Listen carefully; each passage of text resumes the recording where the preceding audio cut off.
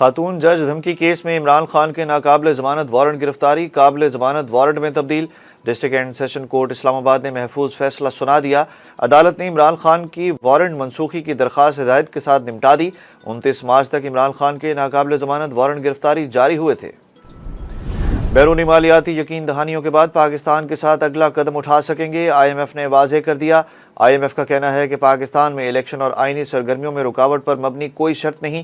پاکستان کے لیے I am F کی نمائندہ ایستر پیریز نے کہا کہ پاکستان میں صوبائی اور عام انتخابات کے انعقاد سے متعلق وقت کے تعین اور دیگر فیصلوں کا اختیار مکمل طور پر پاکستان کے اداروں کے پاس ہے۔ پاکستان کے ساتھ سٹاف لیول معاہدہ چند نکات کے مکمل ہونے پر کیا جائے گا۔ الیکشن کمیشن نے پنجاب میں انتخابات ملتوی کرنے پر صدر مملکت عارف الوی کو خط لکھ دیا۔ خط میں صدر مملکت عارف الوی کو الیکشن ملتوی کرنے کی وجوہات سے آگاہ کیا گیا ہے۔ ذرائع کے مطابق خط کے ذریعے صدر کو انتخابات ملتوی کرنے کے معاملے پر اعتماد میں لیا گیا۔ صدر مملکت ڈاکٹر عارف الوی کو 8 اکتوبر کو پولنگ کی نئی تاریخ سے آگاہ کرنا مشاورتی عمل کا حصہ ہے۔ خط میں پنجاب کے انتخابات کی منسوخی کی وجوہات بتائی گئی ہیں۔ پاکستانی سیاست میں عمران خان جیسا فراڈیا اور دہشت گرد نہیں دیکھا، نواز شریف کی چیئرمین پی ٹی آئی پر تنقید۔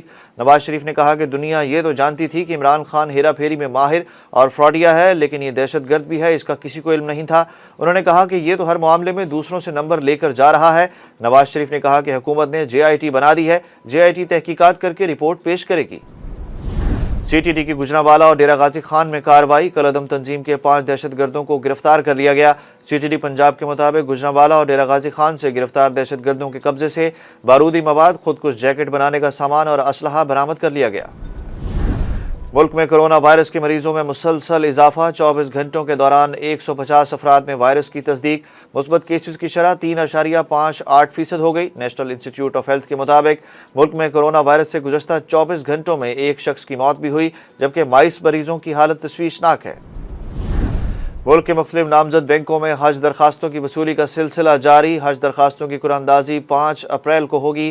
سرکاری اسکیم کے تحت حج درخواستیں جمع کرانے کی آخری تاریخ 31 مارچ ہے۔ حج درخواستیں وصول کرنے کے لیے 14 بینک ہفتہ اور اتوار کو بھی کھلے رہیں گے۔ پاکستان اور افغانستان کے درمیان 3 T20 میچز کی سیریز کا پہلا میچ آج شارجہ میں کھیلا جائے گا۔ افغانستان سے سیریز کے لیے پاکستان کرکٹ ٹیم بدھ کی رات دبئی پہنچی، جہاں ٹیم کا شاندار استقبال کیا گیا۔ دونوں ٹیموں کے درمیان دوسرا اور تیسرا T20 26 اور 27 مارچ کو ہوگا۔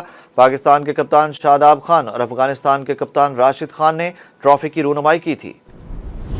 ملک بھر میں بارشوں کا سلسلہ جاری، پنجاب کے مختلف اضلاع اور خیبر پختونخوا کے کچھ علاقوں میں رات گئے سے بارش وقفے سے جاری ہے۔ فلڈ کنٹرول روم کے مطابق کوسلیمان کے پہاڑی علاقوں میں بارش سے برساتی نالوں میں سیلابی پانی کی آمد شروع ہو گئی۔